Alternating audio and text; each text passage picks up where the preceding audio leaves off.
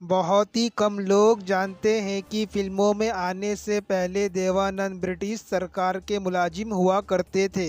Film star बनने की चाह में अंग्रेजों की नौकरी छोड़ी और सिनेमा का स्ट्रगल शुरू किया। अपने दौर की सबसे खूबसूरत एक्ट्रेस सुरैया से अफेयर था। ये प्यार इतना गहरा था कि जब घर वाले इनके रिश्ते के खिलाफ हुए तो सुरैया ने ताउम्र शादी नहीं की। हालांकि देव आनंद ने अपनी को एक्ट्रेस कल्पना कार्तिक से शादी की थी। जीनत अमान से भी देव आनंद का नाम जुड़ा। इतनी खूबसूरत अभिनेत्रियां जिंदगी में आई, लेकिन देव आनंद साहब अकेले ही रहे। एक के बाद एक हिट फिल्मों ने उन्हें सुपरस्टार बना दिया। देव आनंद की कहानी अपने आप में सिनेमाई है। कई किस्से और कई बातें ऐसी हैं जो लोग कम ही जानते हैं। कहानी के पहले चैप्टर में नज़र डालते हैं देव आनंद के बचपन पर। देव आनंद का जन्म 26 दिसंबर 1923 को पंजाब के गुरदासपुर में हुआ था। उनके पिता पिशोरी लाल आनंद गुरदासपुर के जिले के नामी वकील थे। इनके माँ बाप के कुल 9 बच्चे हुए, जिनमें वो 5वीं संतान थे। देव आनंद को बचपन से ही फिल्में देखना और फिल्मी पत्रिकाएं पढ़ने का बहुत शौक था। वो रद्दी की दुकान से पत्रिका लाकर पढ़ा करते थे। रोज पत्रिका खरीद कर लाने से दुकानदार से भी उनकी दोस्ती हो गई थी। इस वजह से दुकानदार रोज देव आनंद के लिए पत्रिका छाट कर अलग से रख देता था और कभी कभी मुफ्त में भी दे देता था। इसी दौरान उस पत्रिका वाले की दुकान पर देव आनंद ने एक दिन सुना कि अपनी फिल्म बंधन के लिए अशोक कुमार गुरदासपुर आ रहे हैं। जब अशोक कुमार आए तो उन्हें देखने के लिए भारी भीड़ उमड़ पड़ी। जहां एक तरफ लोग अशोक कुमार से मिलने और उनसे फोटोग्राफ लेने के लिए उतावले थे, वहीं दूसरी तरफ देव आनंद दूर खड़े होकर उन्हें बस देख रहे थे। देव आनंद के कॉलेज के अधिकतर छात्र आगे की पढ़ाई के लिए इंग्लैंड जा रहे थे। उनका भी मन विदेश जाकर पढ़ाई करने का था, लेकिन घर की माली हालात ठीक नहीं थी, इसलिए पिताजी उन्हें विदेश पढ़ाई के लिए नहीं भेज सके, क्योंकि उनके ऊपर और बच्चों की भी जिम्मेदारी थी। उसी दौरान देव आनंद को इंडियन नेवी की नौकरी से भी रिजेक्ट कर दिया गया। इस बात से वो पूरी तरह टूट गए थे। इसके बाद उन्होंने बैंक में क्लर्क की नौकरी कर ली, लेकिन उनका सपना तो कुछ और ही था और उन्होंने मुंबई का रुख कर लिया। जेब में 30 रुपये और आंखों में एक्टर बनने का सपना लेकर देव आनंद सपनों की नगरी मुंबई आ गए। भारी दोपहरी फिल्म स्टूडियो के चक्कर लगाने में बीत जाया करते थे। समय गुजरता रहा, लेकिन काम मिलने की कोई उम्मीद नहीं दिख रही थी, जिसकी वजह से देव आनंद खुद की नाकामयाबी से हताश हो रहे थे। काम की इसी जद्दोजहद के दौरान उनके 30 रुपये भी खत्म हो गए। भूख लगी और जब खाने के लिए जेब में हाथ डाला तो एक भी रुपए नहीं मिले। भूख और काम की लालसा में उन्होंने स्टम्प कलेक्शन के एल्बम को बेच दिया, जो उन्होंने बरसों से इकट्ठा किया था। इस एल्बम से उन्हें 30 रुपये मिले थे, जिससे उन्होंने मुंबई में कुछ और दिनों तक गुजारा किया। देव आनंद ने काम के सिलसिले में कई लोगों के दरवाजे खटखटाए, लेकिन निराशा ही हाथ लगी। सपनों की नगरी में खुद के सपनों से दूर जाता देख उन्होंने 85 रुपये मासिक वेतन के साथ एक जगह क्लर्क की नौकरी कर ली। कुछ टाइम बाद नौकरी रास नहीं आई तो उसे भी छोड़ दिया। वजह ये भी थी कि उनका हाथ गणित में तंग था। इसके बाद उन्होंने ब्रिटिश आर्मी के सेंसर ऑफिस में काम किया। वहां उनका काम सेना के अधिकारियों के लिखे लेटर्स को पोस्ट करने से पहले पढ़ने का था।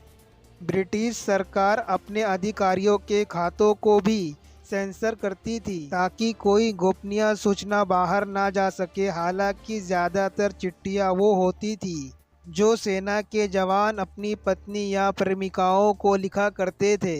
इस काम में उनका मन रम गया था, क्योंकि उन खतों को पढ़ना उन्हें बहुत अच्छा लगता था। सेंसर ऑफिस में काम करने के लिए देव आनंद को 165 रुपये मिलते थे। जो उनकी सभी ज़रूरतों के लिहाज से ज़्यादा ही थे। लेकिन धीरे धीरे उनको लग रहा था कि वो अपने सपनों से पीछे जा रहे हैं। देव आनंद बनना तो चाहते थे फिल्म स्टार, लेकिन एक सरकारी बाबू बनकर रह गए थे। वो उस नौकरी को छोड़कर आगे बढ़ना चाहते थे, लेकिन कोई रास्ता दिखाई नहीं दे रहा था। इसी उलझन के दौरान उनके हाथ एक ऑफिसर का लिखा खत लगा, जिसने देव आनंद को आगे बढ़ने का रास्ता दिखाया। उस खत में ऑफिसर ने अपनी पत्नी को लिखा था, काश मैं अभी अपनी नौकरी छोड़ सकता तो सीधे मैं तुम्हारे पास आता और तुम्हारी बाहों में होता। इस खत की एक लाइन, काश मैं अभी ये नौकरी छोड़ सकता, ने देव आनंद को नए हौसले और नई ऊर्जा से भर दिया और उन्होंने ये नौकरी छोड़ दी और निकल पड़े अपने सपनों को पूरा करने के लिए। आराम की नौकरी छोड़कर एक बार वो फिर अपने फिल्म स्टार बनने के सपने को पूरा करने की राह पर चल दिए। उसी दौरान लोकल ट्रेन में एक मुसाफिर ने बताया कि प्रभात फिल्म कंपनी अपनी आने वाली फिल्म के लिए एक सुंदर नौजवान की तलाश कर रही है। अगले दिन देव आनंद पहुंच गए फिल्म कंपनी, जहां उनकी मुलाकात कंपनी के मालिक बाबूराव पाई से हुई। बाबूराव पाई उनकी बातों और उनके बेबाक जवाब से बहुत प्रभावित हुए और कहा कि कल आकर पीएल संतोषी से मिल लेना। फिर अगले दिन उनकी मुलाकात पीएल संतोषी से हुई। उनको भी उन्होंने अपनी बातों और पर्सनैलिटी से इतना इम्प्रेस किया कि उन्होंने देव आनंद को 3 साल के कॉन्ट्रैक्ट के साथ प्रभात फिल्म कंपनी का हिस्सा बना लिया। इस बैनर तले उनकी पहली फिल्म थी हम एक है, लेकिन ये फिल्म कुछ खास कमाल नहीं दिखा पाई थी। हालांकि यहीं से उनका फिल्मी सफ़र शुरू हो गया था। उन्हें इस दौरान कई और फिल्मों के ऑफर भी मिलने लगे। इसके बाद देश के विभाजन के उथल पुथल के दौरान ही देव आनंद का प्रभात कंपनी के साथ कॉन्ट्रैक्ट भी खत्म हो गया। हालांकि उनका ये संघर्ष लंबा नहीं चला और देव आनंद को अशोक कुमार की फिल्म जिद में काम मिल गया। ये वही फिल्म थी जिसने उन्हें बतौर एक्टर फिल्म इंडस्ट्री में स्थापित किया था। साल 1948 की फिल्म विद्या में देव आनंद को उस दौर की एक्ट्रेस और सिंगर सुरैया के साथ काम करने का मौका मिला। उन दिनों सुरैया कामयाबी की बुलंदियों पर थी और देव आनंद इंडस्ट्री में नए थे। इसी फिल्म की शूटिंग के पहले दिन दोनों की मुलाकात हुई।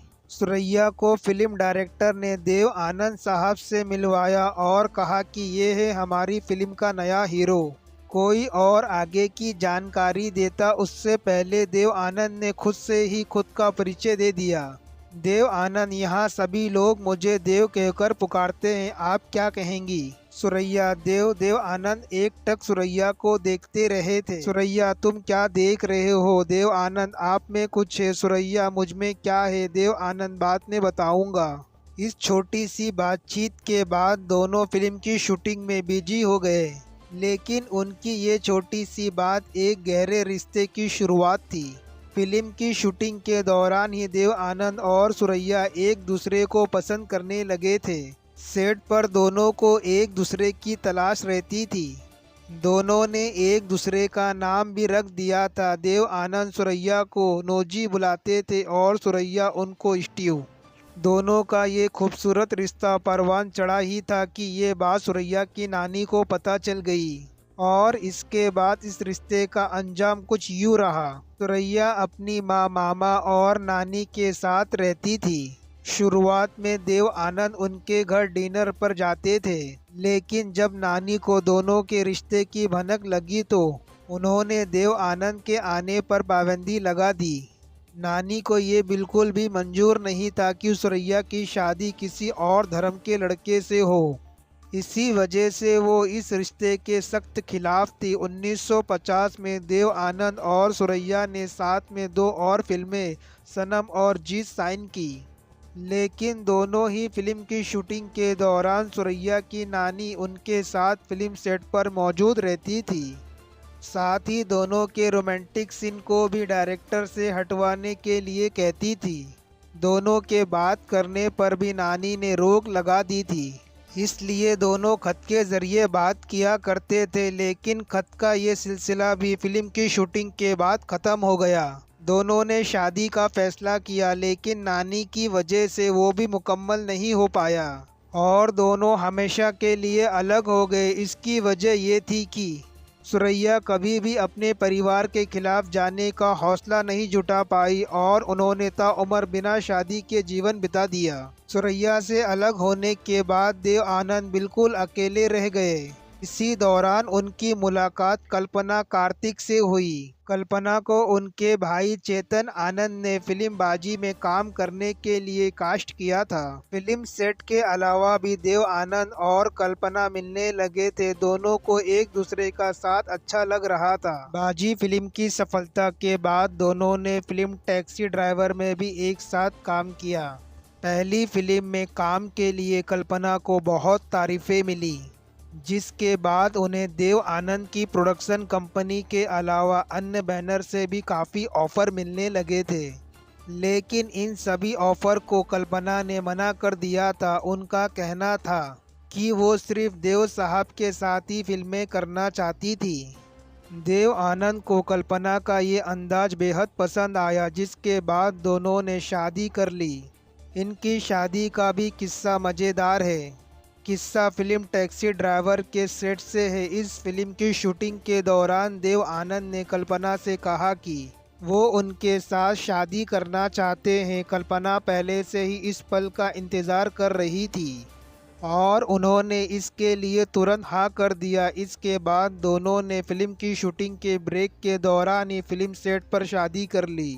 दोनों 2 बच्चों के माता पिता बने। हालांकि शादी के कुछ सालों बाद ही दोनों का पारिवारिक जीवन कोई खास अच्छा नहीं रहा, जिसके बाद दोनों अलग अलग रहने लगे। देव आनंद फिल्म हरे रामा हरे कृष्णा में बहन के किरदार के लिए एक एक्ट्रेस की तलाश में थे।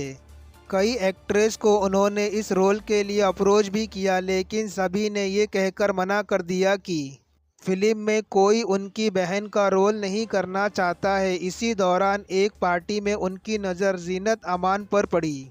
उनके हाव भाव बिल्कुल वैसे ही थे जैसा देव आनंद को अपनी फिल्म के रोल के लिए चाहिए था।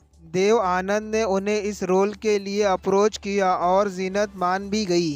साथ ही वो स्क्रीन टेस्ट में भी पास हो गई। इस फिल्म की सफलता के बाद जीनत अमान की पॉपुलैरिटी में 4 चांद लग गए। इसके बाद दोनों फिल्म हीरा पन्ना में एक साथ नजर आए।